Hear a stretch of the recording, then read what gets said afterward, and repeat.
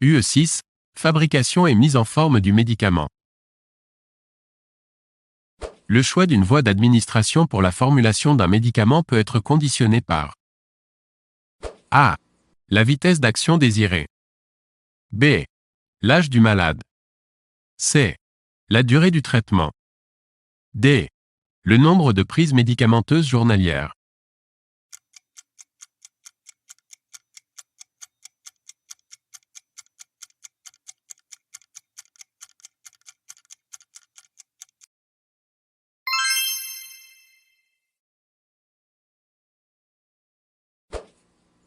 Concernant la voie d'administration du médicament. A. La voie rectale permet une action locale ou systémique. B. La voie sublinguale permet une action locale. C. La voie vaginale permet une action systémique. D.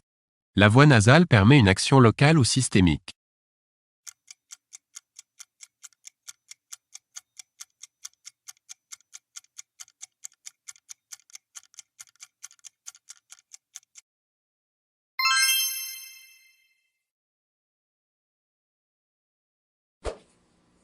Concernant l'excipient. A. Tout excipient pharmaceutique est répertorié dans le Code de la santé publique. B. Il est toujours d'origine naturelle. C. Certains sont susceptibles de produire des allergies. D. Il peut être liquide, solide ou pâteux.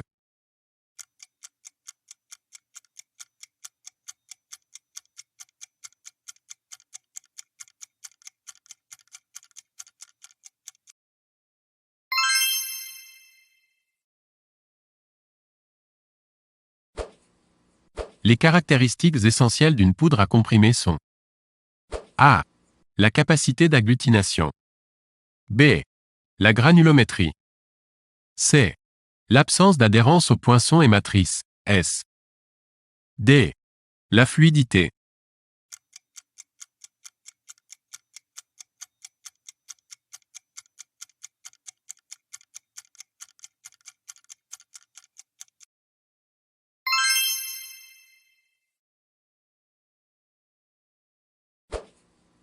Les excipients utilisés dans la préparation des comprimés peuvent être A.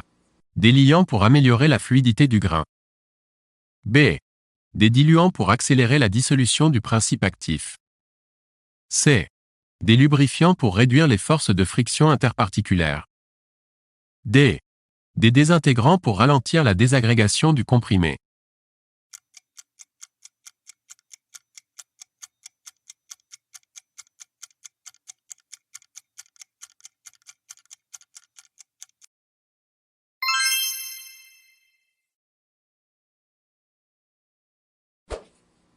Concernant le pelliculage des formes orales solides. A. Il modifie le lieu de libération du D, principe S, actif S. B. Il améliore leur aspect extérieur. C. Il influence la biodisponibilité du médicament. D. Il ralentit la vitesse de libération du D, principe S, actif S.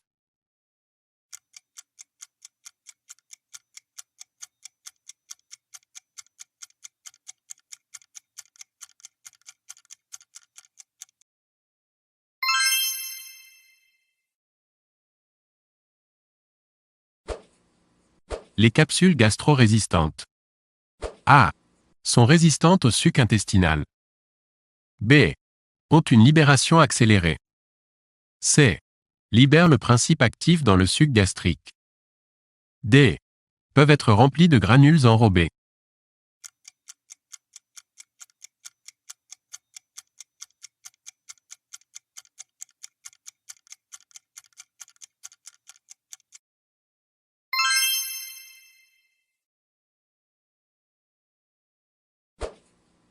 Concernant les méthodes de stérilisation des médicaments. A. Un principe actif thermolabile peut être stérilisé par la chaleur. B. La stérilisation par la chaleur humide utilise une étuve à air chaud calorifugé. C. Les rayonnements gamma sont très bactéricides. D. La stérilisation par la chaleur sèche est réalisée à 180 °C pendant 30 minutes.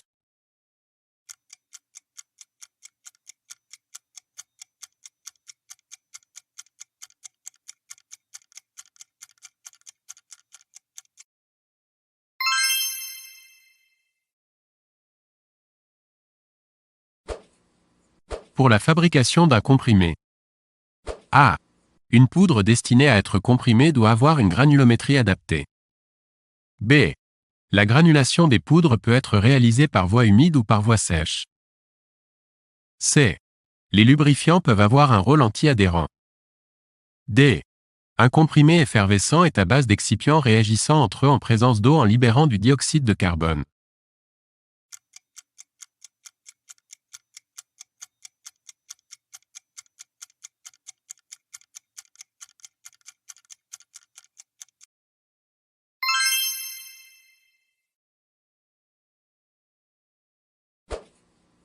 Les excipients à effet notoire chez certains patients peuvent être A. L'amidon de blé. B. L'aspartame. C. L'éthanol. D. Le saccharose.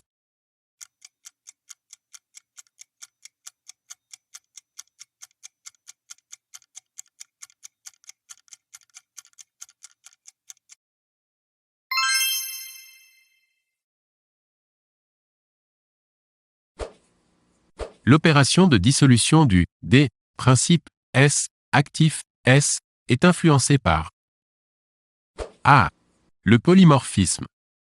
B. L'état de division des substances. C. L'agitation. D. Le pH.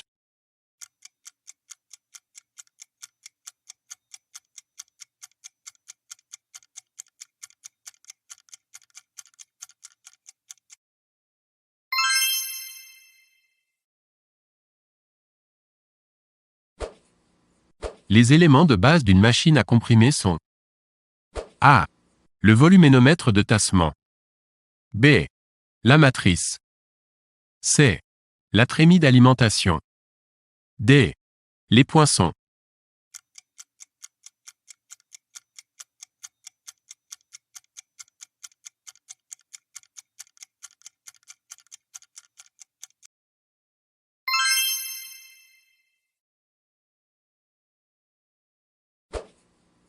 Concernant les médicaments homéopathiques.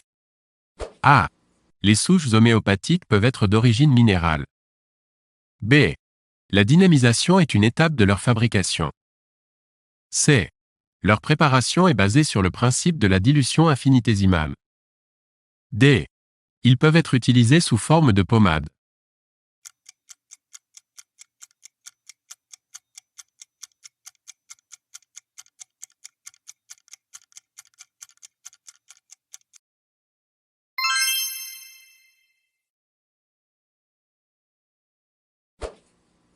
Le conditionnement.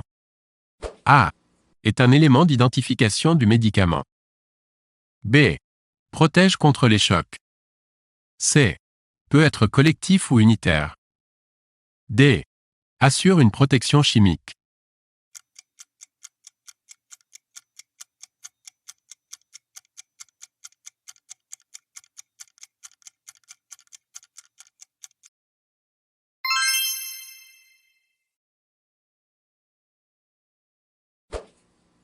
Pour l'obtention d'un comprimé, les 4 phases de la compression sont A. L'alimentation de la chambre de compression. B. L'arasage. C. La compression. D. L'éjection du comprimé.